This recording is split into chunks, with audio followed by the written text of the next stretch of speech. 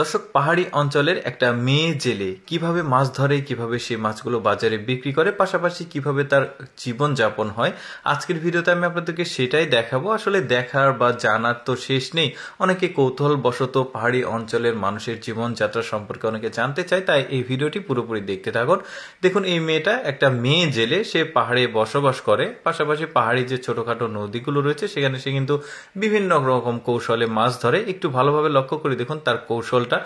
বোতলের মধ্যে সুতো দিয়েছে, অন্যান্যরা কিন্তু কারেন্ট জাল দিয়ে ধরছে, বাট ওর সিস্টেমটা আলাদা। বোতলের সঙ্গে সুতো দিয়ে সেখানে বড়শি দিয়ে পানির মধ্যে বড়শিতে খাবার দিয়ে ডুবিয়ে রেখেছে, মানে কয়েকটা বোতল বিভিন্ন স্পটে বিভিন্ন জায়গাতে এই যে বড়শিতে খাবার দিয়ে বোতলগুলো ভাসিয়ে রেখে চলে এসেছে। এখন যেটা করবে, এখন এই ভুট্টার যে ক্ষেত রয়েছে এর মধ্যে এসে তার বাচ্চার সঙ্গে সে একটু সময় কাটাচ্ছে। অনেকটা সময় গড়িয়ে গেছে।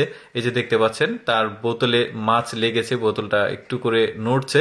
এখন মেয়েটা তার বাচ্চাকে পিঠে করে নিয়ে আবার চলে এসেছে পানির মধ্যে। দেখুন, ওরা কিন্তু বাচ্চাগুলোকে এইভাবে আসলে ছোট থেকে বড় করে তোলে। তো যা হোক, দেখি তার আসলে এই ট্র্যাপগুলোতে কতটা মাছ পড়লো। দেখেছেন, একটা সুন্দর মাছ পড়েছে।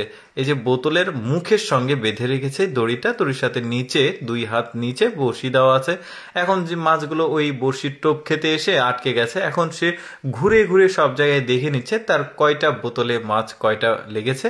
এই যে দেখতে পাচ্ছেন, সে কিন্তু মাছগুলো বাজারে নিয়ে গিয়ে বিক্রয় করবে, বিক্রয় করে তার সংসার চলবে আর কি। দেখুন, ছোট্ট বাচ্চাটি অর্ধেক কিন্তু পানিতে ভিজে যাচ্ছে, তারপরেও তার মানে এই বাচ্চাটাকে নিয়ে এতটা টেনশন নেই। টেনশন থাকলে আমাদের বাচ্চা হলে আমরা অনেক টেনশন করতাম যে পানিতে নামা যাবে না বা অনেক কিছু। বাট ওরা দেখুন ছোটবেলা থেকেই মানে জীবনের সঙ্গে যতটুকু আসলে মানিয়ে নেওয়া যায়, মানে প্রতিকূল যে পরিবেশ সেই সম্পর্কে কিন্তু তাদের যথেষ্ট পরিমাণে আসলে প্র্যাকটিসটা হয়ে যায়। দেখতে পাচ্ছেন বাচ্চাদের। তো যাক, এটা আবার মাগুর মাছ, বেশ মানে কার্ফু জাতের মাছ ধরেছে, পাশাপাশি মাগুর মাছ ধরেছে। এই মাছগুলো নিয়ে তার বাচ্চাকে নিয়ে এখন সেখান থেকে উঠে যাবে।